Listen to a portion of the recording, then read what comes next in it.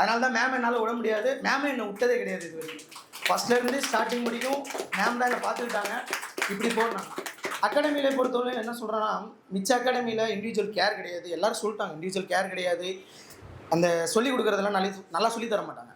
இந்த அகாடமியில் எல்லாமே இருக்குது. இண்டிவிஜுவல் கேர் கொடுப்பாங்க, அந்த ஸ்டஃப் அந்த எவ்வளோ சொல்லித் தராங்க ஸ்டஃப்பும்பாங்க, அந்த இறக்குறது அப்படியே சூப்பராக இன்றைக்கி இங்கே சொல்லிக் கொடுத்ததை வச்சு தான் நாங்கள் ஃபஸ்ட் இயர் எம்பிபிஎஸ்சி சர்வை பண்ணுறேன். நான் அங்கே இருக்க பயோகெமிஸ்ட்ரிக்கு இதை தான் யூஸ் பண்ணுறேன், பயாலஜிக்கு அதான் யூஸ் பண்ணுறேன், ஃபிசியாலஜி எல்லாமே இதை வச்சு தான் நான் இங்கே யூஸ் பண்ணுறேன்.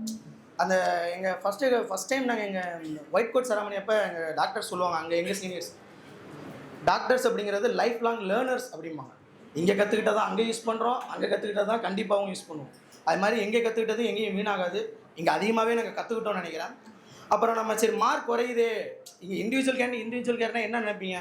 ஒருத்தரை கூப்பிட்டு படிக்கிறவங்கள மட்டும் தான் கேட்பாங்கன்னு நான் அப்படியெல்லாம் இல்லை. நான் நினைப்பேன் ஏதாச்சும் நான் 560 நல்ல மார்க்கே எடுத்தாலும் ஏதாவது ஒரு சப்ஜெக்டில் கண்டிப்பாக குறைஞ்சிரும். அப்போ வந்து சரி இன்றைக்கி நம்ம மாட்டில் ஸ்டாஃப் கிட்ட மாட்டல அப்படின்னு கார்னரை திரும்பினோம்னா சார் வந்து நிற்பார். என்னடா மார்க் குறைஞ்சிருக்கு, போதுமா மார்க்கு? சார் ஓகே சார் அடுத்தது இல்லை இதில் ஓகேடா, இந்த சப்ஜெக்ட்டுக்கு போதுமா அப்படிங்கிறது. ஓகே சார் சரி இன்னொரு டெஸ்ட் எழுதுவேன், அதில் 2 குறைஞ்சிரும். அப்போ அடி ஈவினிங் 5 o'clock 5 o'clock ஆயிடுச்சு, கிளம்பலான்னு செருப்பு போட்டுட்டு இருப்போம். சார் வருவார், எங்கடா மார்க் எங்கடா போச்சு? இன்றைக்கி தப்புனா நாளைக்கு கேட்பாங்க, நாளைக்கு தப்புனா அடுத்த நாள் கேட்பாங்க. அவங்க மொத்தம் அந்த 1 week டைமுக்குள்ளே மாட்டிக்கிட்டே இருப்பேன். நான் மட்டும் ஏன் மார்க் குறையுது.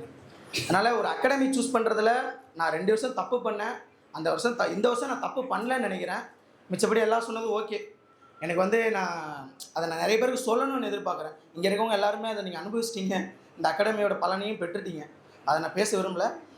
இன்னும் நான் என்ன மாதிரி சார் இன்னொன்று சொன்னார் என்கிட்ட, அது ஒரு நல்ல பாயிண்ட். எனக்கு என்னென்னா, கவர்மெண்ட் ஸ்கூல் ஸ்டூடெண்ட்ஸுக்குன்னு நிறைய இடத்துல அகாடமி இல்லை.